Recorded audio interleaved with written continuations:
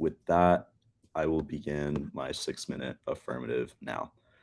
Martin Luther King Jr. once famously said that injustice anywhere is a threat to justice everywhere, and it is because I wholeheartedly agree with Dr. King that I am proud to affirm the resolution.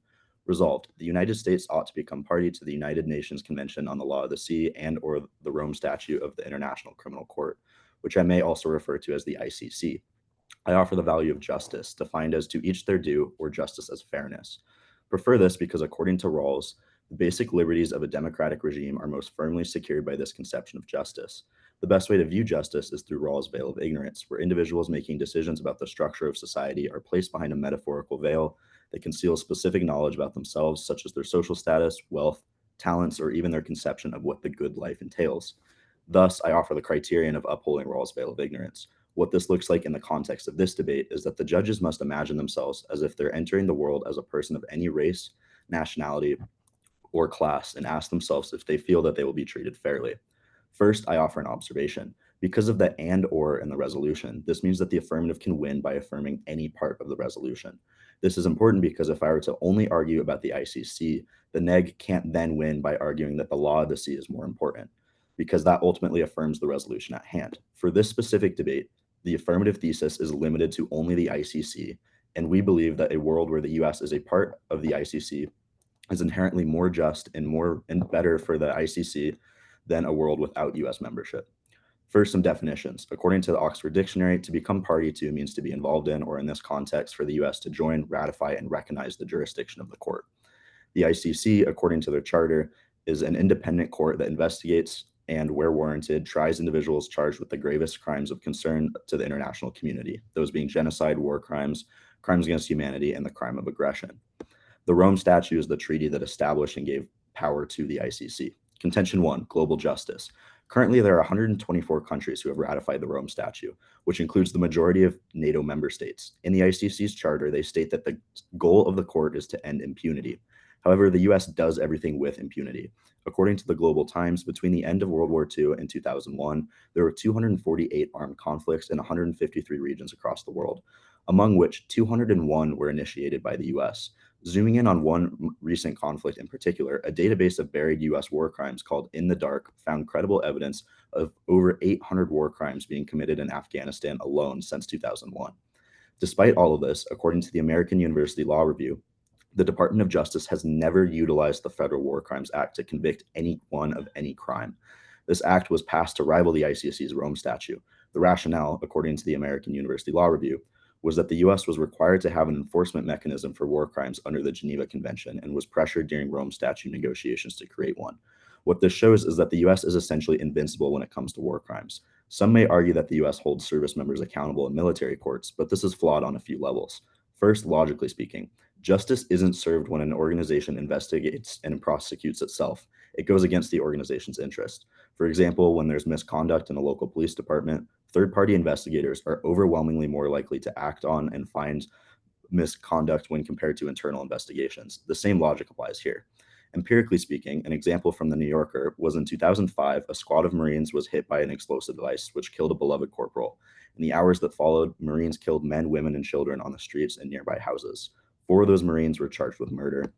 3 of their cases were later thrown out.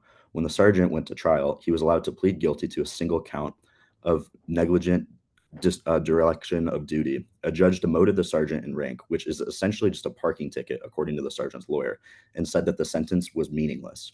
According to the ACLU, this is common practice, even to this day. This is where the ICC would step in. According to an article of the Rome Statute, the ICC exists as a last resort and only has the jurisdiction to step in when national authorities are unable or unwilling to prosecute serious international crimes. The US meets these conditions, but since it is not a party to the ICC, there will never be any justice for those who were murdered. By refusing to join the Rome Statute, the United States creates an unjust double standard, demanding accountability for others while shielding itself from ICC jurisdiction. This exceptionalism contradicts Rawls' notion of fairness. From behind the veil of ignorance, no rational person would choose a system that allows any one nation or group of individuals to be exempt from legal responsibility. The impact here is justice for victims, especially those who are innocent civilians. But if the US were to adopt the Rome Statute, war crimes could be prevented altogether, which is an even larger impact because it's preferable over prosecuting them after they've happened, when the damage is already done. according to a 2020 study in the Journal of Peace Research, found that the ICC involvement can deter future atrocities by signaling to the international community that it is prepared to prosecute violators. When the US stands firmly behind the ICC, it increases the court's perceived legitimacy, strengthening deterrence, both within the US and outside of the US. Contention 2, strengthening the ICC from within. By joining the ICC, the United States gains a formal voice in the Assembly of State Parties, which is responsible for amendments and oversights. When major powers like the United States remain outside the ICC, the court's legitimacy is weakened and its authority can be called into question. Chatham House 2021 notes that courts and tribunals heavily depend on broad-based membership and support for enforcing rulings effectively. By joining, the US not only bolsters the ICC's standing, but it also increases the likelihood that its proposed reforms, such as the current shortfallings in the court, would be adopted and implemented, which makes it stronger going forward. The impact here is a more effective and equitable international justice system. With improved checks and balances, US participation adds weight to calls for tighter procedural standards and oversight, which is better for protection of natural interest and the long-term stability of the ICC. For all these reasons and more, I affirm and now stand open for cross and points of clarification. Thank you. Sick. Is everybody ready for cross? Yeah. Okay, cool. All right, I just want to start on your contention 1. Has the ICC historically been effective in holding Western countries accountable for atrocity crimes? Historically, no, but I think by involving the US, that paradigm can shift because the US is kind of the glue that holds the Western states together. So when that's missing from the equation, you're not going to have that same justice and accountability. Okay, so you kind of state in this contention that the US holding itself accountable is not a sufficient mechanism. The US can't hold itself accountable for atrocity crimes, right? Yeah. Okay, and the US is primarily allied with other Western powers through organizations like NATO, right? Yeah. So what makes you think that if the US were to join the ICC, it's going to effectively hold other Western powers that are its allies accountable for atrocity crimes? Because it's not just Western nations that are in there. There's 100 plus 124 nation states that, and it's not just that the superpowers appoint the judges. Everyone has to vote, and it's a very balanced process. So with it being more balanced, it's reasonable to assume, and as we've seen, it'll be more balanced in the prosecutions, and it won't just become an extension of the US. The US will actually be held accountable for once. Okay, so if the United States is the mechanism that the ICC needs to have proper enforcement, to have the power to enforce its will, what makes the difference that would allow like the United States not to just kind of enforce its own will as it provides power in a supplementary manner? Because there's still jurisdiction, and that's the missing component here is that there just isn't jurisdiction. And as I mentioned, the US isn't going to hold itself accountable. And it's not fair to say that the ICC would become an extension of the US. It would just mean that it's the US responds and is held to the standard of the ICC. So that's the missing component there is the jurisdiction and accountability. Okay, and just one last question on this front. Again, if the ICC historically has not held a single Western power accountable for atrocity crimes, what is the difference with US membership that would cause the ICC to hold the US accountable for atrocity crimes? I think it comes back to the same thing that it's because the US is not involved in it that it's not seen as legitimate. If you're not going after the big dog, as I mentioned, the US has started 200 of the 248 conflicts over the last 100 years. If you're not going after the war machine, you're not perceived as legitimate. And by having the US a party and being involved, it adds that legitimacy and it actually creates a way for them to be held accountable because everyone just kind of points to, well, if the US can do it, we can too. If the US can't do it, they can't either. Okay. Now, on this example that you provided about atrocity crimes in Afghanistan, I just wanted to ask, did the ICC not have jurisdiction to investigate US action in Afghanistan under the UN Security Council? It had jurisdiction to investigate, but investigation is different than prosecution, especially when you have no jurisdiction. There's no meaning there in the status quo, but that can change under the affirmative. Okay, thank you. I have no further questions. I'm going to take running prep.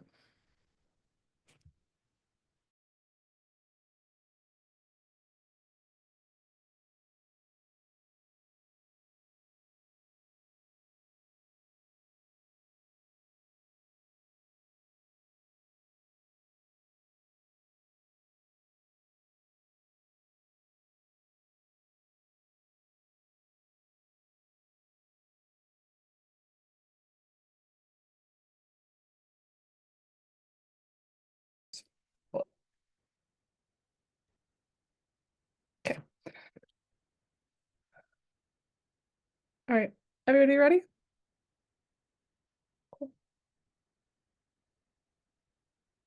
Starting now. I negate. I cede to my opponent's core value of justice, but I offer an opposing criterion of political legitimacy, defined by the Stanford Encyclopedia of Philosophy 10 as justification of coercive political power, which then dictates the existence of obligation. Langvatten in 16 elaborates that this concept of legitimacy, found primarily within the philosophy of John Rawls, can be further explained as analyzing both the outcomes and processes of a given political institution. Processes and actions taken by political agents must promote justice intrinsically, and outcomes must then be subsequently just. Prefer Rawlsian political legitimacy for two reasons. First, the calculus of Rawlsian legitimacy is modernly applicable. Langvatten in 16 explains that the manner in which Rawls discusses legitimacy as an interdisciplinary quality is well suited to capture the many dimensions of current concerns about legitimacy deficits and crises. Second, legitimacy is a prerequisite for justice. Selmy in 21 explains that in establishing the concept of justice as fairness, Rawls assumed the existence of a legitimate political community on which to ground his theory.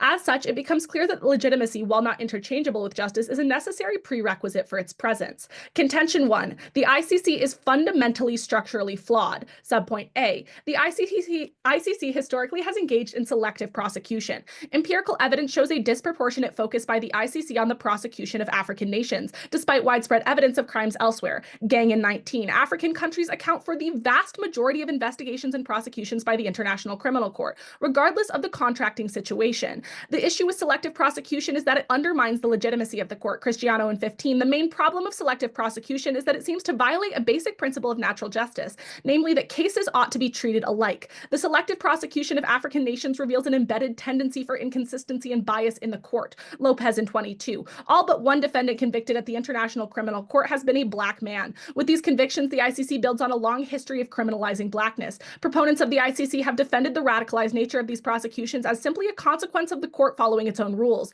But it is precisely these rules that embed systemic racism within the structural design of the court, making the near exclusive conviction of black men inevitable.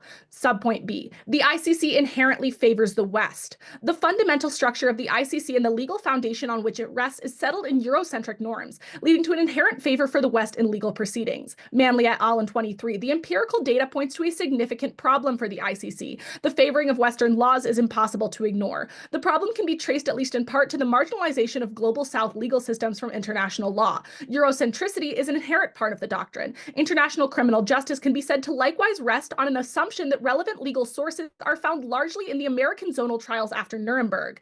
This lack of citations to the laws of the global South states are in part a consequence of this distorted reality of Western sources of law.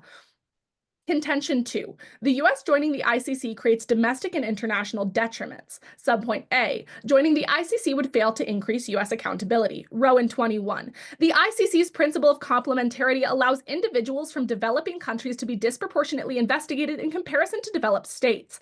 The court structure remains biased, for it has overtly failed to investigate and then prosecute warranted cases against nationals from affluent developed states. Furthermore, the ICC's legal structure allows the court's purpose to be subordinate to great power interests.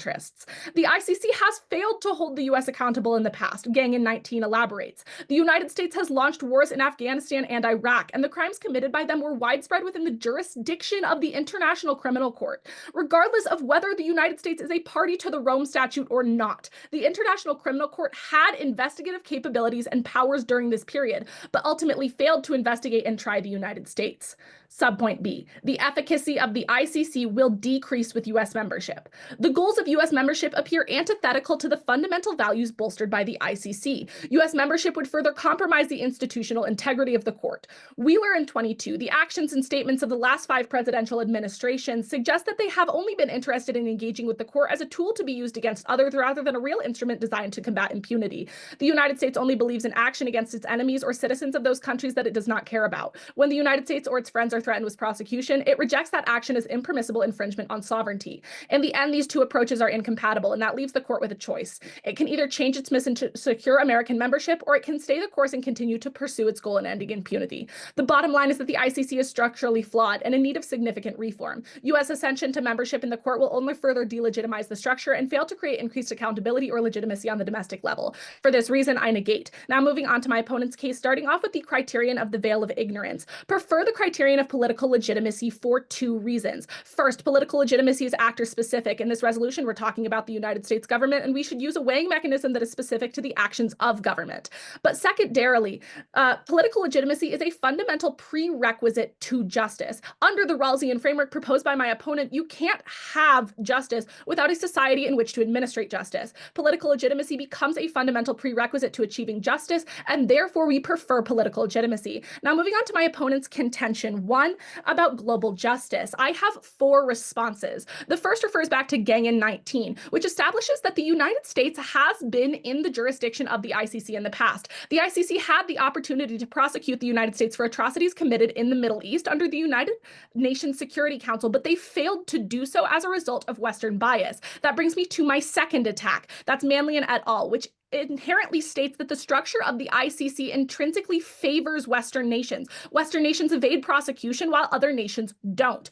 I have an example from the European Center for Constitutional and Human Rights, which elaborates that when given the opportunity to investigate atrocities committed by the United Kingdom, a country that is party to the ICC in Iraq, the ICC failed to prosecute or try a single individual, although they found significant evidence of war crimes. That brings me to my third attack. That's Rowan 21, which states that the court structure is biased in favor of developed and affluent countries, as well as those with excess geopolitical power. The United States would be capable of evading prosecution even if it became party to the ICC. And that brings me to my final attack, which is that joining the ICC may allow for the United States to further escape responsibility for its actions because it creates an outward guise of accountability. The United States may be able to reference ICC membership as a mechanism that holds it accountable while simultaneously continuing to evade prosecution due to structural deficits.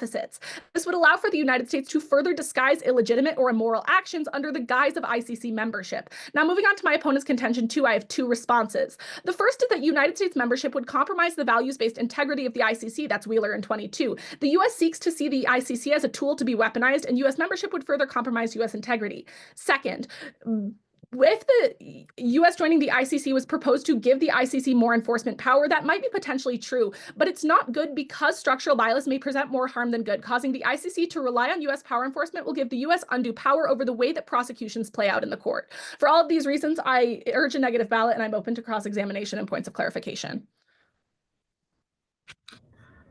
Sweet, thank you. I will start time now. So first, you talked a lot about how the U.S. has evaded being held accountable in the past. Can you explain why specifically the U.S. hasn't been held accountable by the So ICC? specifically, I was talking about the example that you provided in case about Afghanistan. Under the UN Security Council and under its own jurisdiction, the ICC has two potential ways that it could have initiated a case against the United States given the atrocities committed in Afghanistan. And although it began preliminary investigations, it never followed through on them and never actually committed any sort of investigation that would have allowed it to create a case against the United States. And so that specific example was just about how in the past, the ICC has been given the opportunity to hold the US accountable and failed to do so. There's nothing telling us that if the US were to come party, that would change. Okay. You also mentioned multiple times how the structure of the court is inherently biased. Can you expand on this a little bit more and explain specifically how the structure is biased? Yeah, of course. So that kind of just starts back at that Manley et al. 23 card, which essentially established that the foundations of international law are vested in Eurocentric and Western values. International law came out of the Westphalian period. We use Western standards, norms, and behaviors to create our international legal systems. And as a result, we've consistently seen international legal systems selectively prosecute countries in areas like Africa and the Middle East. We see selective prosecution against secondary powers as opposed to courts like the ICC holding countries like the UK or the US accountable for their actions. To date, the ICC has not had a case, an actual case be initiated against a single Western power or any power outside of the scope of the African continent. Although it found significant evidence of things like atrocity crimes committed by the UK in Iraq, the ICC has never followed through on any of these leads. That creates grounds for an evidentiary showing of selective prosecution by the court. Okay, thank you. And then I wanted to ask more about, can you expand on the point how the efficacy of the court goes down? How can you explain how specifically US values are incompatible with the ICC? Of course. So essentially, that author's analysis looked at some of the statements made by the last 5 presidential administrations on ICC and proposed US membership. And essentially, the conclusion that the author came to is that the way that US presidents and US administrations have painted the ICC is as an opportunity to gain a new tool to use against others, as opposed to like a real mechanism for accountability for impunity. And so it appears that the United States, if they were to join the ICC, would see that as a strategic maneuver in which they could weaponize the ICC or use the ICC as a tool to meet their own goals. And as a result, the US value of joining the ICC is fundamentally antithetical to the goals of the court itself and would compromise the legitimacy of the ICC even further. Okay, thank you. I'm gonna start running prep now. Minutes. And I'm gonna go over some big picture stuff and then go neg, then af if everyone's ready. All right, I will start now. On the criterion debate, I'm actually going to accept my opponent's criterion because I believe they're both compatible. We're both looking at the same framework of justice, and I actually believe that the affirmative best solves for political legitimacy. Let me remind you of that card from the Journal of Peace Research, which says that the US joining the ICC adds political legitimacy to the US and the court specifically.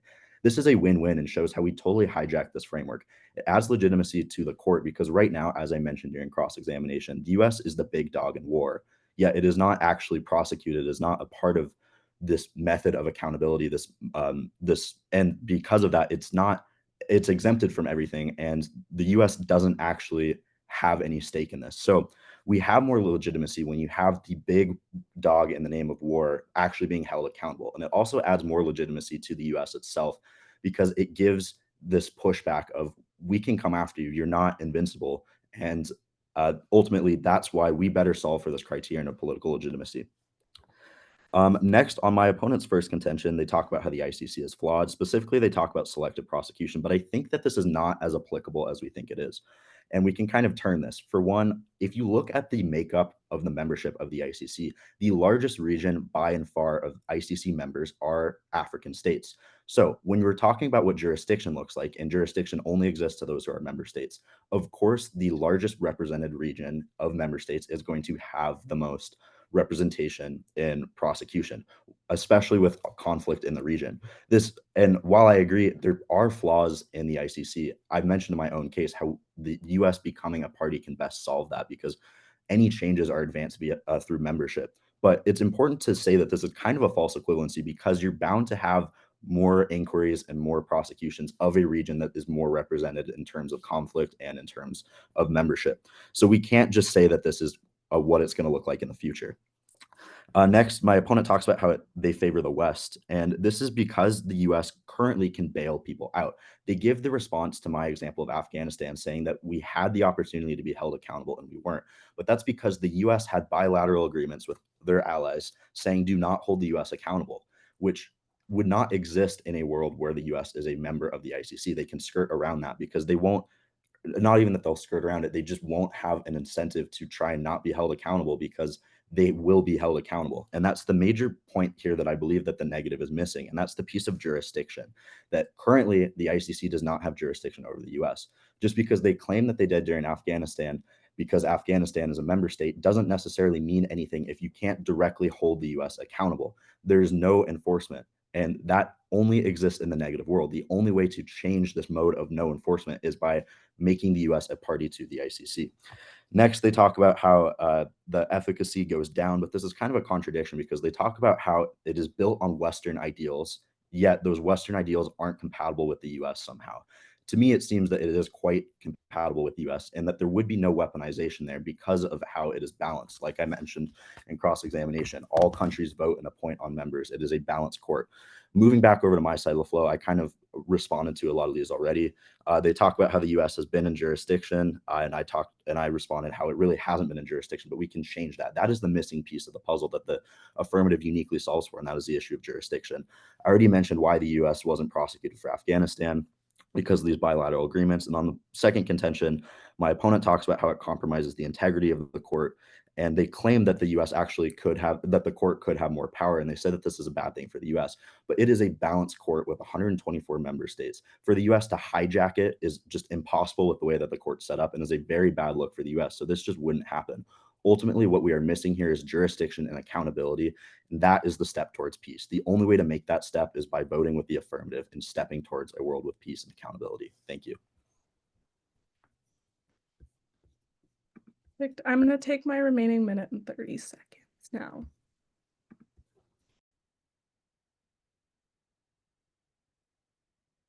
Is everybody ready? Okay, cool. I'm going to go neg AF voters starting now. Starting on the negative case, to touch on the attacks that my opponent made during their prior speech, we're going to start on contention 1. My opponent's first attack on contention 1 is that the membership makeup of the ICC is predominantly made up of African states, leading to an undue amount of prosecution of African states. Now, I'm going to give my opponent a little bit of ground here and say that, yes, the ICC is primarily made up of African states, and it would be natural to assume that more prosecutions would happen in African states just as a proportionality situation. But that doesn't provide an excuse for the fact that the ICC has never opened a single case in a country that was not in the African continent. This isn't an issue of disproportion. This is the totality of every single case that the ICC has ever prosecuted. The ICC has never expanded its prosecutional jurisdiction outside of the African continent. Every case it's closed, every case it's begun existed within the African continent. Until we see the ICC begin to accept and truly pursue cases outside of the African continent, the evidence of selectivity bias and selective prosecution is still incredibly relevant. I provided 3 separate cards in my contention 1 from Gang in 19, Cristiano in 15, and Lopez in 22 that say as much, explaining that the ICC's tendency to over-prosecute in the African continent compromises its legitimacy and shows selectivity bias in the manner in which the ICC prioritizes Western norms and isolates Western countries, excluding them from accountability. Now, secondarily, my opponent attacked my contention 1, explaining that the United States evading prosecution in the face of the crisis in Afghanistan was a result of their bilateral agreements with other countries. To this, I have 2 responses. First off, if the United States were to join the ICC, that doesn't dissolve any of their bilateral agreements, and it doesn't de-incentivize the countries, especially smaller states that are allied with the United States, from continuing to shield them from responsibility for their actions to uphold their bilateral agreements. But secondarily, this wasn't about general prosecution or accountability from the international community. This specifically had to do with the ICC, and I believe this is a large misconception that a lot of my opponent's case lays on.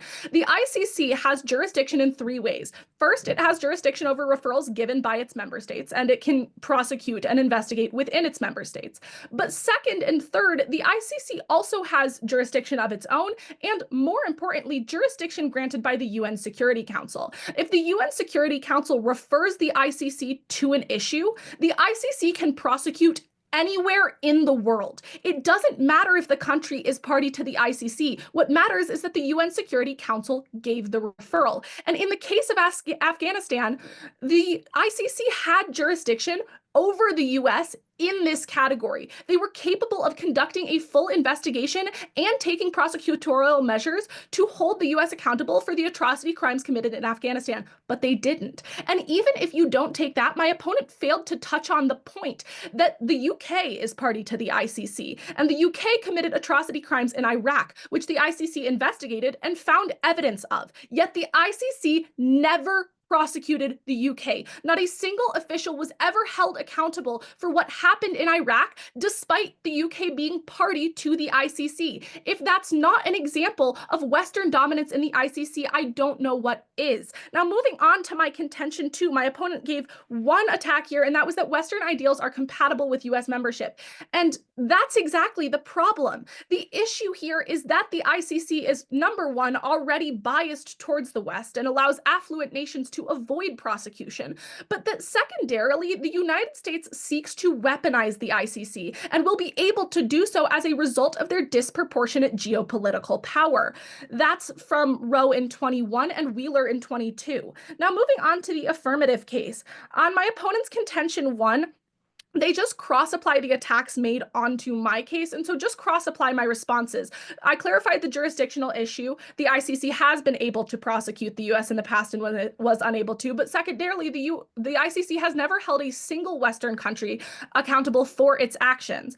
On my opponent's contention two, they just respond and say that the U.S. can't hijack the ICC. But the issue here is that the U.S. values and the way that the U.S. wants to use its geopolitical power is fundamentally antithetical to the goals of the ICC. By allowing the US to ascend to membership and having the US join the ICC, that's going to further erode the legitimacy of the court. Now, moving on to voting issues, there's going to be two key voters in this round. The first is going to be on accountability, and in this, I have 4 subpoints. The first is going to be to look to past failures. The ICC has not held a single Western country accountable in the past. It hasn't held the US accountable, even when given the opportunity to do so. It hasn't held the UK accountable. In fact, the ICC has never opened a single case in a continent outside of Africa. The second issue is going to be bias. Look to the card provided in my contention 1 subpoint B from Manley et al. In 23 that explains that international law is fundamentally grounded in Western colonial ideals. The ICC inherently favors the West as a result of its structure. Third, you look to empirics. We see that the ICC has disproportionately selectively targeted African nations in past prosecutions. This isn't going to stop with US membership. It's not going to increase global justice. It's not going to increase accountability. And then third, you look to the argument of guise that the United States is going to be able to evade accountability further when joining the ICC because there's a guise of an accountability mechanism. They can reference the ICC as something holding them accountable, but it's not actually going to happen. The final voter is going to be on legitimacy. And to this, you look to ideals, understanding that the United States' intention to use the ICC as a weapon is fundamentally antithetical to the goals of the ICC and therefore will further erode the legitimacy of the court. Thank you. And I urge a negative ballot. I have a minute left to prep that I'm going to use now. My final speech of the round now. So first, just cleaning up some issues in this round. A lot of what this case boils down to is this issue of jurisdiction and involvement. And I still contend that the affirmative wins on this because the US jurisdiction is the missing link between all of this. My opponent says that it is a heavily Western dominated organization. And I agree with that. I agree that African states are being prosecuted more heavily because there's a missing link. There's the African states, and then there's the more traditionally Western states that are aligned with the US. The missing link there is that the US is not involved. The US can bail these other groups out as it's been doing historically.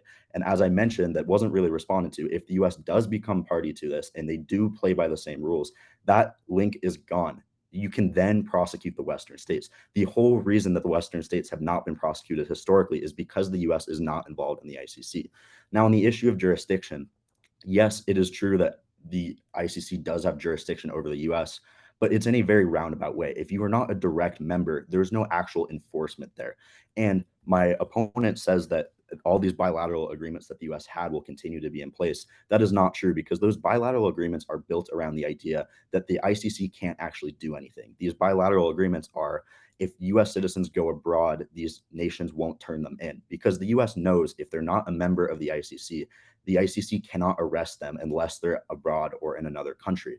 That the only way that action is taken is if the US is a member state. That is the missing link here of jurisdiction. You cannot always make decisions based off of past performance. You have to also look at the potential for change in the future, which is why that is the #1 voting issue in this round and what this round boils down to. My first voting issue is the impact that was dropped of avoiding war crimes altogether. My opponent didn't respond to the card about how if the US is a member, this just avoids war crimes altogether, which is a massive impact. Not only are we talking about how we prosecute war crimes, but we can end them happening altogether, which is massive. The next impact is the potential, or the next voting issue is the potential for progress. The fact that if the US is not a member, the ICC cannot do anything. And only by making the US a member can progress be made. Can we start to look at Western countries? The whole reason that Western countries aren't prosecuted is because they know that the United States will bail them out. But the United States cannot bail them out if they have to play by the same rules. And my opponent talks about how even though that the UK was never held accountable and they're a member state. That's because everyone in the ICC knows that the US will bail them out. This is because the ICC does not have legitimacy, our core criterion here, without the US being a member. That is what I've been saying since the beginning of the affirmative solving for this, is that the ICC that prosecutes war crimes is not seen as legitimate because the war dog is not in there.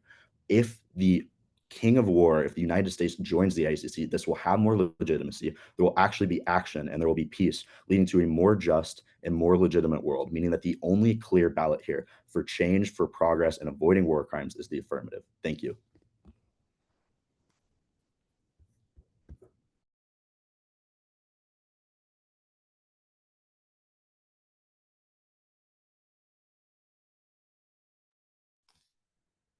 Thank you, Wes and Greta, for a great round.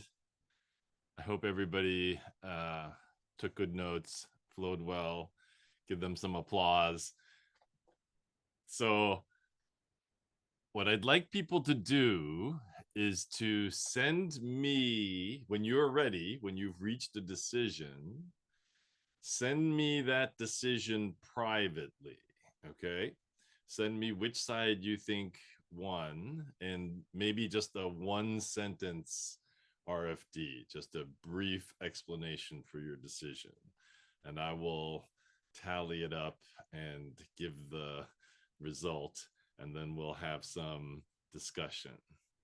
So, okay, remember to give me a sentence why you voted the way you did, and then be ready to explain or discuss your decision.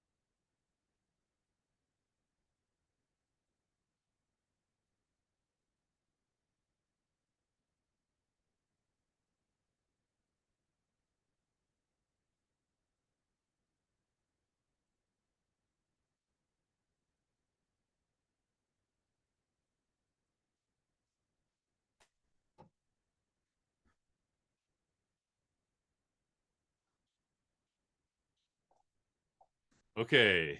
If you want to keep those of you who didn't finish your ballots or submit them, you can keep doing so. But I'm gonna go with what I've got so far. So I'm only gonna count the student vote, and it was a 13-2 victory for the negative side. So congrats to Greta. So let's hear just a little bit of feedback, or a little bit. What did you take away from this round? You don't necessarily have to defend your decision, but what did you see them do in this round, or what did you hear in this round that was, something that you might try to incorporate or follow? Thomas, you were first. Yeah, I like that on the negative side, Greta really took the stance that not only would it be harmful for US interests, which actually wasn't talked on as much, but also like internationally and for the court, US involvement is really bad. And that was a really effective way to like talk about, oh, okay, beyond just like, oh, if we're persecuted for our war crimes, then that's gonna be so bad for us. No, like why we're actually doing this and like the moral side behind it. And I really like that. Okay, Adya.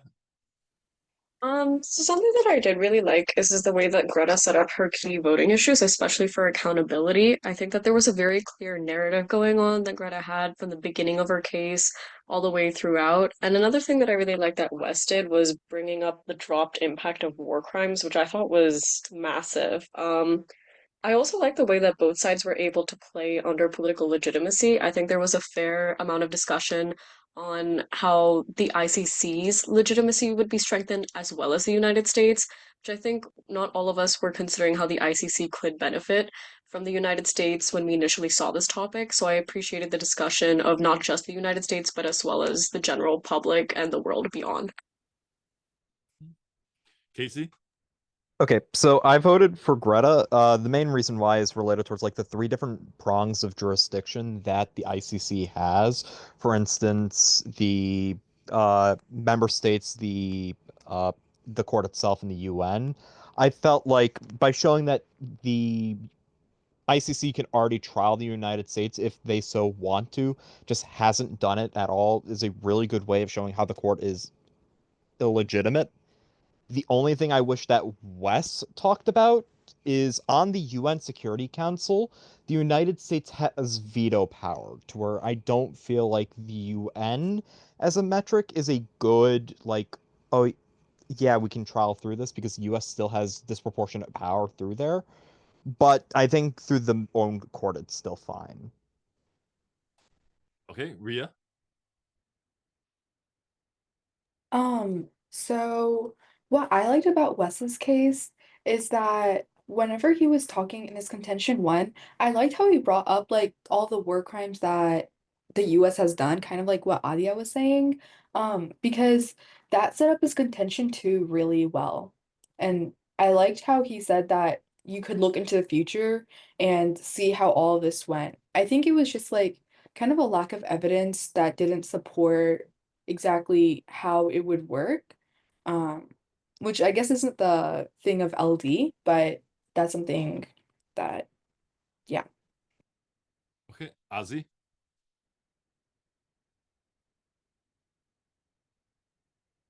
Ozzy. Um, I voted for Greta because basically she nullified. Huh? Go ahead. Can you hear me? Yeah.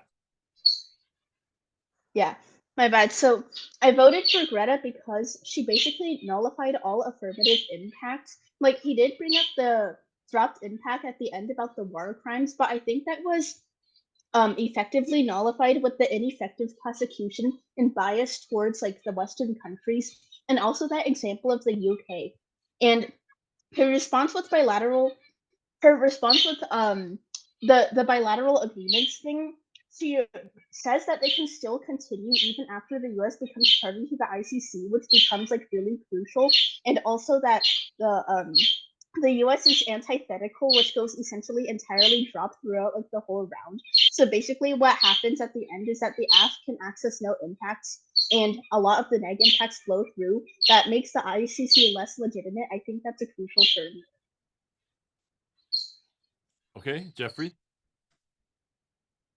I really like the neg and their argument that like the UK is a part of the ICC and they like committed war crimes in Iraq, and I don't think the AF responded to that, so I think that just shows that even if like the US does something bad, the ICC is not gonna care. Mhm. Thank you to those of you who responded. Anybody else want to give a quick response? Something that either Greta or Wes did that you thought was really effective?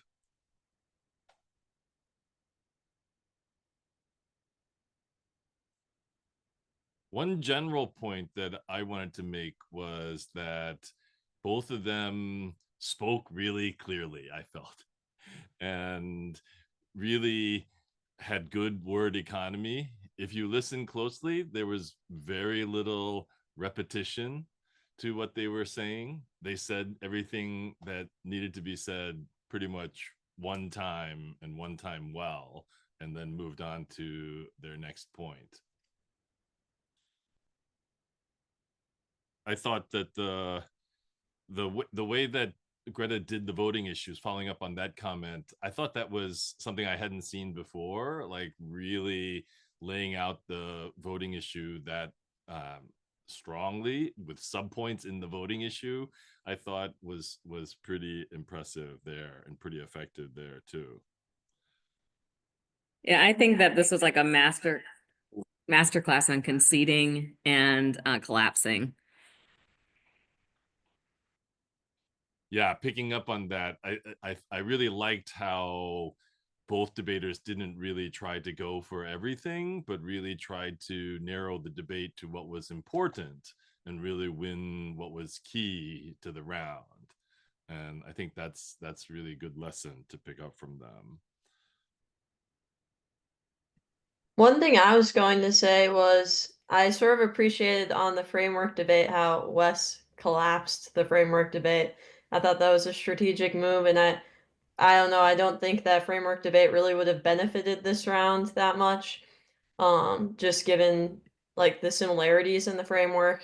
So I liked that. Another thing I was going to say is I think there could have been an opportunity here for the affirmative to kind of check back against some of these negative claims, specifically regarding like US prosecution, because I think something that's very intuitive that we understand is like the US currently doesn't want to join the ICC, and there's a reason for that, right? And part of the reason for that is because there's the risk that they will be prosecuted. And that obviously is going to increase a lot if they join versus if they're not a part of the organization. So I think, maybe one line, something about saying like, there's the reason why the US isn't currently a part of the ICC is because they fear being prosecuted. So obviously that's going to increase once they join, would be like a bit effective against some of the negative lines. But overall, yeah, really good job on both sides. Yeah, I think pushing back on some of like when Wes asked Greta for, I guess, more warranting, I felt like Greta basically just gave the examples again and didn't necessarily provide more warranting on the selective prosecution and the inherent or intrinsic bias. And so I think that might have been a place to attack for the affirmative. But I think on the other side, I think Wes's idea that, right, picking up on what Hannah said, like how will things actually play out differently if the US joins? How will it be that the US is going to be held more accountable, and then other countries also will be held more accountable because the US is now being held accountable? I think like giving more warranting, more evidence for that that I guess positive future scenario, which is kind of what Wes is hinging on, or the affirmative is hinging on, I think would strengthen the affirmative side. Anybody else? Any other instructors want to comment? Sean or Krishma or Genevieve, do you guys want to add anything? Isaiah? I'll offer some brief notes. This was really awesome for me to see. This is only the second Lincoln Douglas debate I've seen, but obviously, in a lot of ways, it felt like a policy debate, just in terms of, it comes down to what you think I guess I'm glad it didn't come down to an in-depth framework debate, because I don't know how I would have even begun sorting those things out, because I just think I'm like, okay, why does this matter in terms of util? That's just where my head goes. So I think it was a really interesting debate. It obviously comes down to what you think the nature of the ICC will look like post U.S. involvement. And I think both debaters were really easy to follow. And even when there was times where, especially the neg went maybe slightly more rapidly, but still maintained clarity, word economy, and flowability, right? It wasn't about it's not about raw speed. It's about number of arguments communicated. And I thought that was really well done. Yeah, no, I mean, this was really awesome for me to see. This is only the second Lincoln Douglas debate I've seen, and I appreciate the debaters for giving a really good demonstration. Isaiah? Yeah, I also really excellent work, both of you.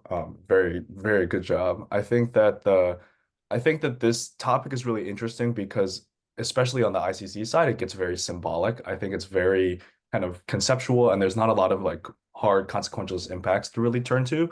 I think one area where you can push for those, especially on the AF, is to talk about things that would happen if we joined today. We would enforce a warrant against Benjamin Netanyahu. We would potentially interrupt our relationship with Israel and lead to saving of lives immediately today. But I think it's not necessary, especially for a framework about legitimacy, which is a really interesting framework, because it's just about what kind of people perceive whether or not the government is just or not. I think that the main neg impact that I got out of this round was this idea of guise. I think you explained it really, really well. But I think that guise is really interesting, because if they appear more legitimate and that's a cover for them to do bad things, then they've achieved governmental legitimacy, right? Because governmental legitimacy is just about whether the people perceive them as legitimate. So it didn't really, to me, connect too well to there was kind of a confusion with the framework for me. But then also I'm really drawn to what Hannah was saying, that I really don't think the United States would be worse or could be worse if we join the ICC. I don't think that we're holding off on doing certain bad things because we're not a member of the ICC. And I think pushing into how, why we're not in the ICC now is I think another compelling AF strategy. I also think both of you did a really good job of explaining the sort of nuances of how ICC prosecution can be initiated, and doing that in a really clear kind of lay way. But I think that I don't know if jurisdiction is really the right way to frame. I think that you can really, especially on the AF, really push on the ICC as this independent body. They are kind of like the Red Cross or another international organization that can choose independently to investigate people. They're only constrained by, they can only investigate in member states. And then the neg is going to talk about how they technically, through this other method, could have investigated the United States if the Security Council authorized that. But the Security Council is only 15 nations, and the United States is permanently there. So they're never going to say, okay, yeah, we're going to use the ICC on ourselves. And that avenue is completely blocked. And so I think framing it maybe not as a question of I think getting to the point of veto, and the point that the United States right now is in this position where we can say no to the ICC, but the ICC can never independently try to investigate us or investigate another Western power. And I think sort of framing it maybe less about jurisdiction and more about control or authority might be more compelling. But excellent work, both of you. And I probably would have voted AF. Yeah, following up on what Isaiah was saying, I think he articulated kind of what I was thinking in terms of legitimacy, right? If you're I think that is a really good way to frame the round more for the affirmative, because when you're moving into, I guess, the weaponization of ICC membership, that seems to me to go beyond legitimacy and talking about the negative consequences of whether or not the US is in it. Greta, you want to respond? I do. This was a downfall on my part. I should have clarified Definitely during the round. I agree. I think the normative concept of legitimacy, yes, would have been a turn on this case. And I think that both me and Wes just kind of dropped it because we agreed to framework. But I will say the way that Rawls defines political legitimacy has a lot less to do with the public's perception of a government and a lot more to do with the intrinsic morality of actions taken by the government. Its procedures have to be intrinsically just insofar as they always produce just outcomes. That's how Rawls defines political legitimacy. Like political procedures have to be just in the way that they function, and then they also have to therein produce just or egalitarian outcomes. And so under the Rawlsian framework, I do think that the idea of guys still flows against legitimacy, because even if it gives an outward appearance of legitimacy, it's an illegitimate process that produces illegitimate outcomes. But that was 100% like my failure on clarifying that. And I just kind of, once Wes accepted it, I was like, yeah, I'm not going to touch on that again.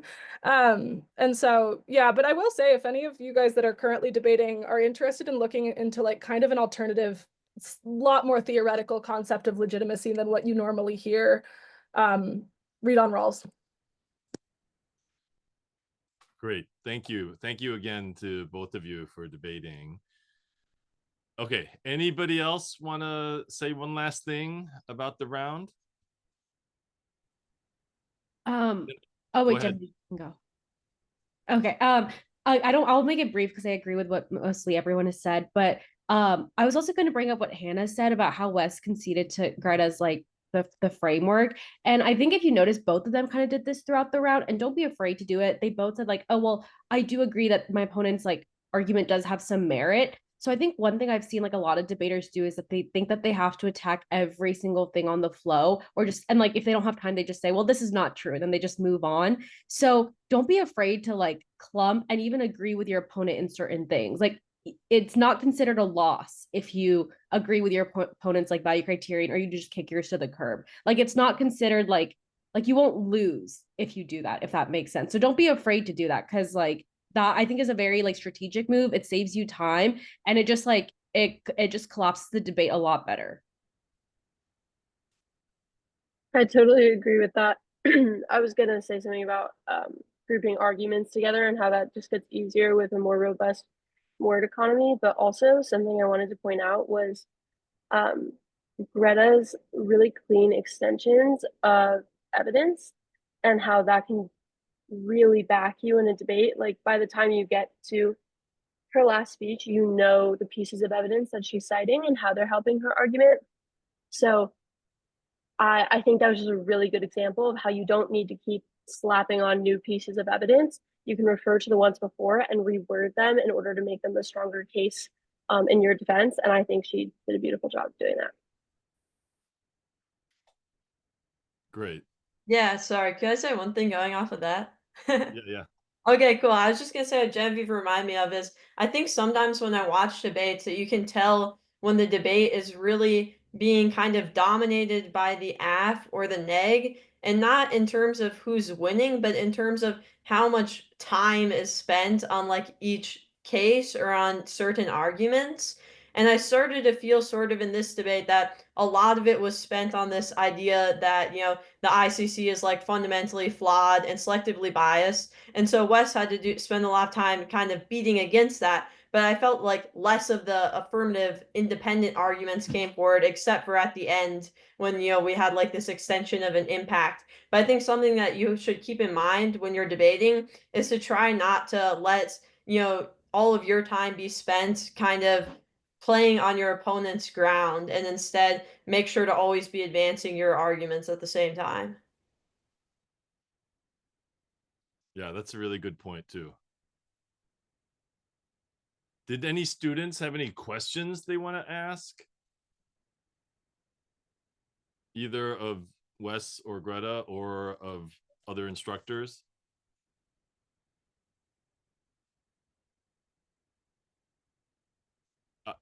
Adya? This is more of Wes's case, and I just had a question because maybe I didn't pay attention enough to the warranting about your second contention, but I was a little bit confused about how you were increasing the ICC and helping the ICC by having checks and balances by the United States entering? Yeah, so that's a great question. That's not something I explained very well. I just reflecting on my errors in this case, I spent way too much time on framework. I think my time split was like 2 minutes. So because of that, I only read probably the first third of that second contention, and I tried to make that work, and I don't think it did. But to expand on that, the argument there, I don't know if it's the best argument. I didn't spend as much time with this topic as I would have liked to, but it was just that the ICC needs an overhaul. AF knows that, NEG knows that. Um, Everyone knows that, but there's not really a lot of momentum because there's not a lot of movement. And the idea here is that US participation adds weight in the sense of the organization would be perceived as more legitimate because you have the nation that is seen as causing a lot of wars and kind of perpetuates this idea of the victor's right history and victor's justice and all that, that it pushes back on that if the US is a part of that. So there's more checks and balances because the US, their participation would kind of make it seem more legitimate. It would address fears of politically motivated prosecutions. But it was also just coming from a standpoint of the US has ideas and they see flaws with the ICC. That's why they haven't joined it. And that if the US were to join, because the ICC setup is controlled by member states, the US could bring in more perspective, which contributes to more stability. It can make those changes. And the US has this idea of what the procedural fairness and whatnot should look like. And if they become a member, that change can actually happen. Right now, the ICC is just stagnated. So that's the idea there. Oh, okay. And then this question's for Greta.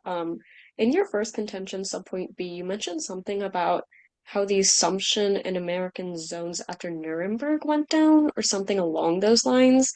I'm assuming that you just meant that like after Nuremberg there weren't any other Western states who were focused on, or did I misinterpret that? No. So there was something that I read about how the criminal prosecution of a Western state on the international level hasn't happened since Nuremberg. But I think specifically the card you're talking about, I don't think I elaborated on this well enough. And I mean, me and Wes obviously like tossed together these cases this week. But essentially, I think this card, and I took it from Champion, I think. So if anybody has that brief, you can find it. I'm sure you could find it otherwise too. I can actually probably send this whole case because I have all the cards linked if anybody's interested. But the card essentially says that like the roots of international law are cemented in like Western norms. And so the way that we like derived the standards, the procedures, the processes that we use in international law is by pulling them from Western countries. And so what that quote specifically says is that relevant legal sources to international law are found largely in the American zonal trials following Nuremberg, and that there's an explicit lack of citations to the laws of the global South, which is a consequence of the distorted centrality of Western sources of law in international law at large. And so essentially what I was just kind of trying to say there is bulk out this point about structural bias insofar as the International Criminal Court and the way that it operates, and pretty much the way that all of our international law operates, explicitly kind of excludes the ideas, theories, etc. of legal scholars from the global South. Oh, okay. Thank you. Ozzy, do you have a quick question?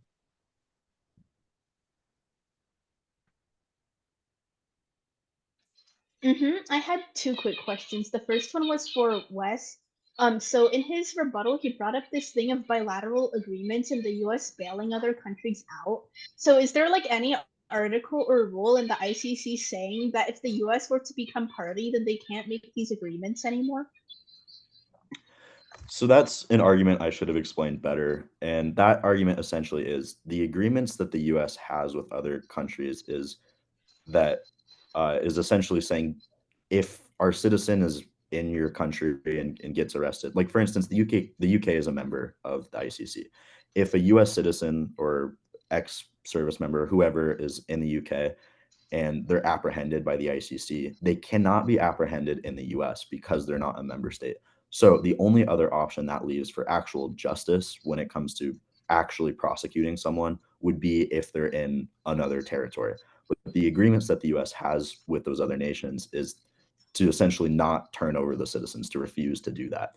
So the argument there is if the US became a that's just unnecessary if the US became a member of the ICC, because it wouldn't matter if a US citizen was in Canada or the UK, because those because now they could be apprehended in the US, and that ICC authority would supersede whatever this bilateral agreement is. This agreement doesn't say that US citizens can't be prosecuted ever. It's just essentially closing the one loophole where the ICC could apprehend a US citizen, but that would be unnecessary if they were a member. That's the argument there. Greta? Yeah, I just want to jump in really quickly. I agree with Wes. I think that that's like, it's a pretty strong argument to make on the AF, but just to advocate for the neg, there's a turn that you could make on that.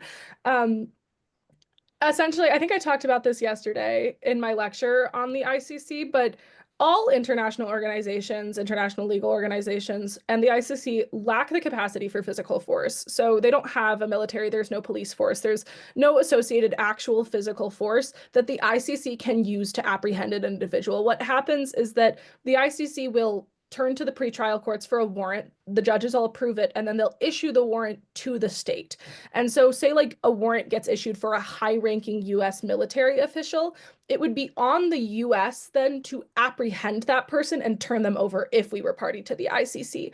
And so even if it kind of supersedes these bilateral agreements, the fundamental, like, final mechanism for apprehension or accountability lies in the hands of the US government. And so I just think that that's an important thing that you can point out on neg if you're kind of facing this sort of argument on AF, because I do think that it's one of the stronger AF arguments to say that, like, currently we're evading accountability in a lot of ways because we aren't subject to ICC rules and we've got these bilateral agreements and we've like evaded the UNSC rulings and stuff like that. But at the end of the day, if we were to become party to the ICC, the actual exercise of physical force necessary to apprehend a person is still in the hands of the US government. Ozzy, did you have one more question?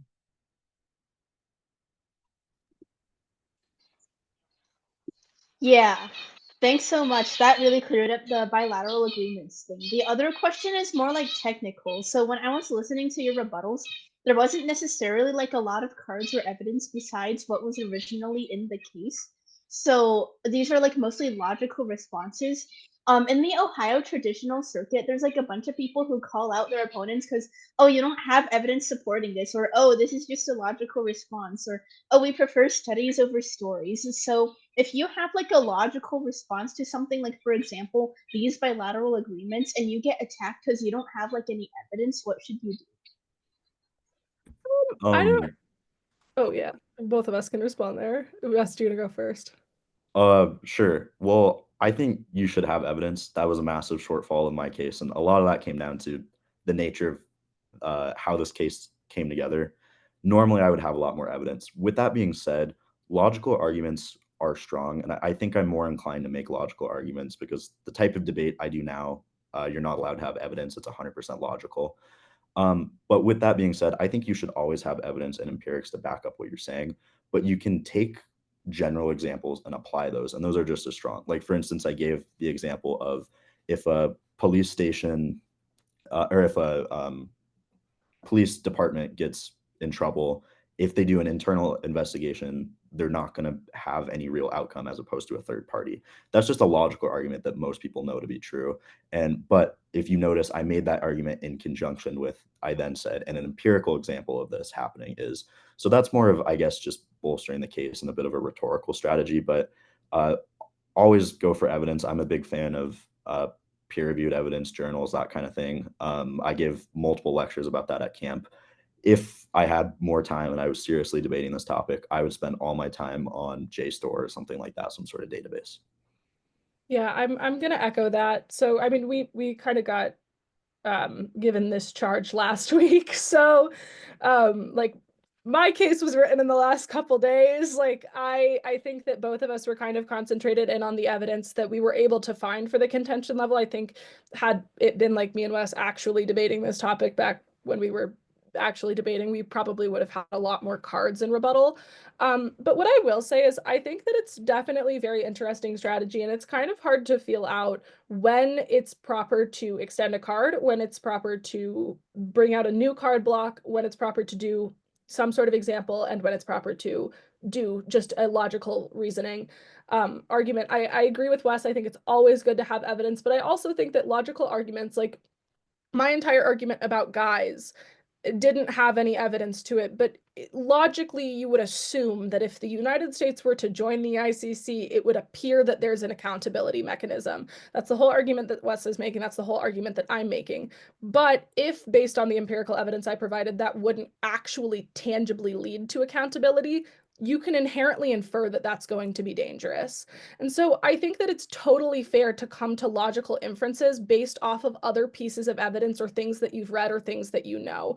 But I think that it's important to kind of feel out like when you need an empiric and when you don't, and when you maybe need to cite an author. And I also think that sometimes examples are more beneficial than journals, because I had multiple cards in my case that said that the ICC doesn't prosecute Western countries, like scholarly people, PhDs, who said that the ICC fails to prosecute Western countries. But I think a lot of people in the feedback said that the one of the things that stood out was that example about the UK. It's not a scholar, it's not somebody from a journal, it's not a high-ranking official saying that, it's just something that happened. And so I think that it's important sometimes to just kind of feel out when you need to cite an example, when you need to use the different kinds of evidence that you have in your tool belt. And I don't know if there's like a specific strategy to doing that, but I think that it just gets better with time. Definitely. Okay. Thank you all for your questions, and thanks again to Greta and Wes to pulling the round together and pulling it off so well. And I know that everybody benefited from watching both of you do this exercise.